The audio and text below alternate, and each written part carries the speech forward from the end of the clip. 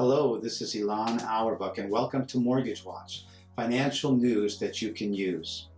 You know, in a world that's become increasingly complex and with surprises happening all the time, many of them bad, horrible, ugly, last week's vote by Great Britain to leave the European Union is still one of the more dramatic things to go on in a long, long time in terms of its far-reaching effects on every part of the world.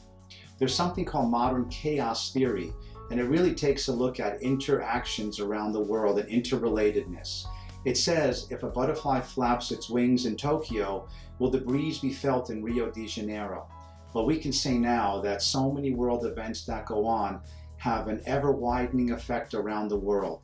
The world is truly, more than ever, interconnected in every way, shape, or form. The effect in Great Britain is going to be huge and dramatic, and it seems that a lot of people there really didn't think through what the outcome would be. It was made in a very emotional way for those who voted to leave.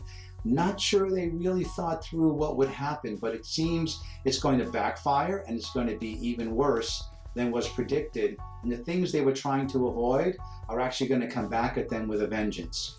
A poll of economists this week in the US said that event last week has now increased the chance of a US recession by almost 50%. That's a lot.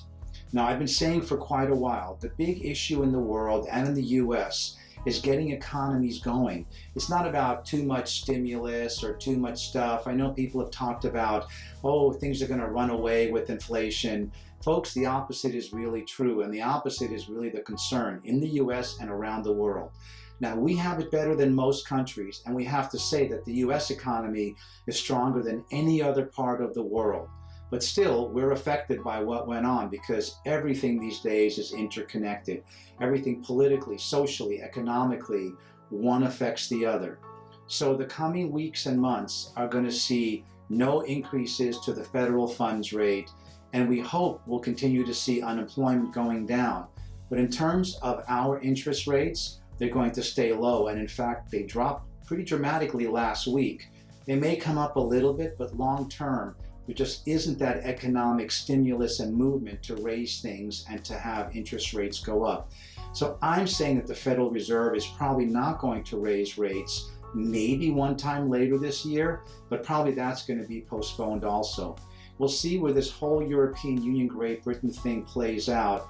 But for now, it's having a profound negative effect on economies all around the world. Again, chaos theory. Everything is connected. Everything in the world that goes on affects everyone else in the world, emotionally, financially, in every which way. Speaking of which, because it's July 4th coming up, I want to take a moment to wish each of you a happy and a healthy July 4th. You know, I spent a lot of my early years traveling in other parts of the world, and I can tell you, I came back unequivocally really impressed and proud and happy to be an American. It's not a perfect system, by sure. It's ugly sometimes and a lot of stuff goes on.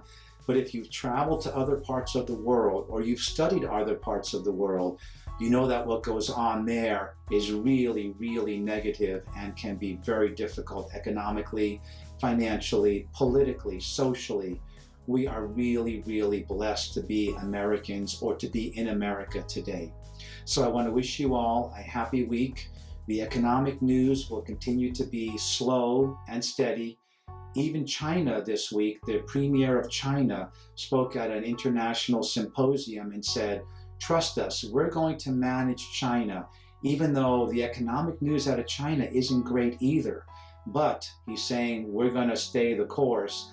I'm just letting you all know that the biggest issue is going to be getting jobs going, getting economies going, getting businesses going, and keeping them going into the future. Speaking of which, I'm going to start my financial health series in coming weeks. Whether you are young and just out of college, or young and working, or middle-aged, or retiring or retired, I'm going to speak about the effects of this prolonged low interest rate environment on your life and what it does, good and bad.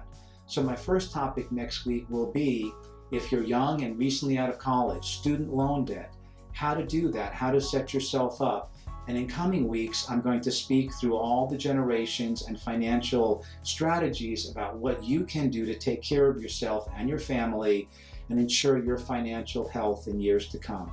With that, this is Ilan Awerbuch wishing you a good week. Thank you very much for listening.